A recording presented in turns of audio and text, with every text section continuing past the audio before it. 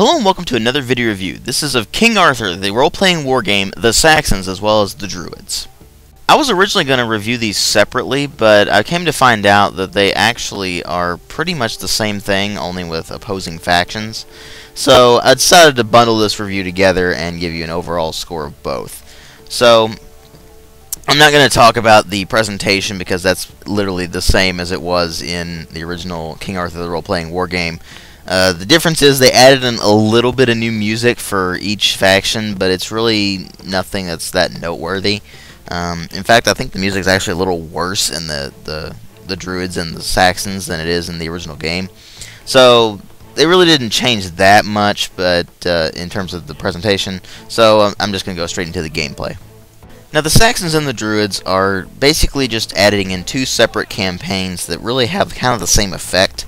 They added in the ability to select your own victory conditions, which is basically like, do you want to control this many fiefdoms? Do you want to annihilate your enemies? Do you want to do this, that, and the other thing? There are actually several options available for your victory conditions, so it's actually pretty interesting to see that. And it does provide a little more variety than just following the storyline like you did in the original game.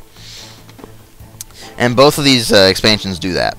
The difference between them is that with the Saxons, obviously, you're playing as the Saxons, and with the Druids, you're playing as the Druids, which it means you start in Wales. And you start at the two opposite ends of the map, depending on which one you choose. The Saxons are obviously the Christian units, the Druids are obviously the Old Faith units. And they added in a couple of new units, maybe a couple of new powers and such like that. The problem I had with it was that they didn't really do enough.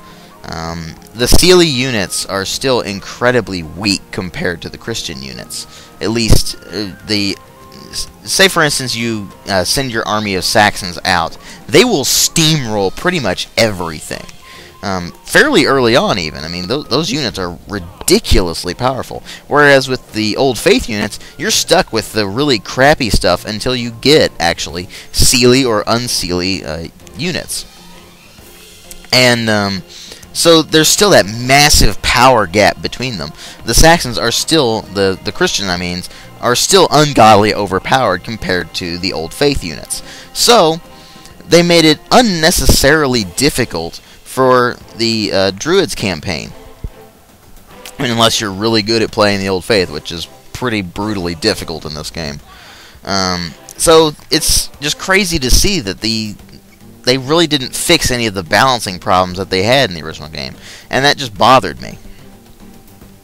And especially since that's really all they did. They added in new units, they added in a couple new powers, they changed the victory conditions, and they set it up to play as either the Saxons or the Druids. You still have all of those quests that pop up just randomly. They are different for each faction, though, so that's nice. You still get the semi-storyline. It's really not much of a storyline. It's kind of just, you know, you're uniting the country under your banner. That's kind of it. But you do get the story quests. I put this in quotes, by the way. Story quests. And as well as just the random stuff that pops up all the time as well. And it still has all of the same problems from the original game, so unless you really liked King Arthur the Role-Playing Wargame, I really can't suggest getting these. They really don't add much to the game. In fact, they almost take away from it by saying, we're going to charge you for this extra stuff that really isn't that extra and probably should have been in the game to begin with. So it's a little just depressing to play these games, the two expansion packs, but especially compared to the original game, which they clearly put a lot of effort into, but just went wrong on a few places. And they could have really fixed it in these expansions, but they didn't. And that was my main problem with them. They didn't fix the problems that I had with the original game.